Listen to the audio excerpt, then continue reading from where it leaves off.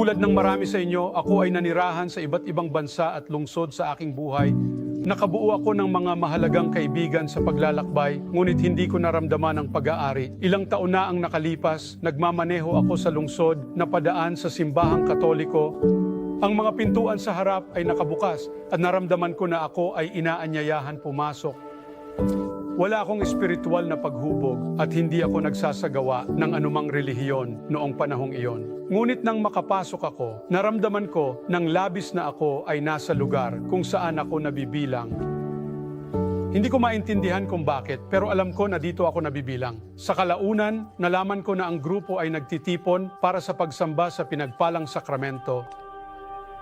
Hindi ko naintindihan kung ano yon, kaya tinanggap ko na lang ito bilang isang mahalagang karanasan. Ilang taon nang lumipas sa simbahang episkopal, nakabuo ako ng malalim at matatag na pananampalataya kay Hesukristo at ako ay naordinahan bilang pari sa denominasyong iyon. Ako ay masipag sa aking pag-aaral, magalang sa aking pagsamba at palaging naglilingkod at nagkaroon ako ng maraming masayang karanasan sa daan. Ngunit sa kabila ng lahat, nanatiling hindi mapakali ang aking puso. Naalala ko ang isinulat ni San Agustin sa kanyang mga kumpisal. Ginawa mo kami para sa iyo, O Panginoon, at ang aming mga puso ay hindi mapakali hanggang sa sila ay magpahinga sa iyo. Nakikilala ko ang napakasikat na kasabihang ito. Hindi mapakali ang aking puso. Nais ko ng kapahingahan. Nais ko na ang aking puso ay maayos. Nais ko na sa wakas ay makabilang. Bumalik ako sa lugar kung saan ko unang naramdaman ang tunay na pag-aari, ang pagsamba sa pinagpalang sakramento. Hindi ako Katoliko at hindi ko alam kung ang pagdalo sa pagsamba ay kawalang-galang sa mga nagtipon o marahil maging sa Diyos. Ngunit habang nakaupo ako roon, pinagmamasdan ng ostya na alala ko ang itinuturo ng pananampalatayang Katoliko tungkol sa pinagpalang sakramento. Nariyan si Hesukristo sa ostya.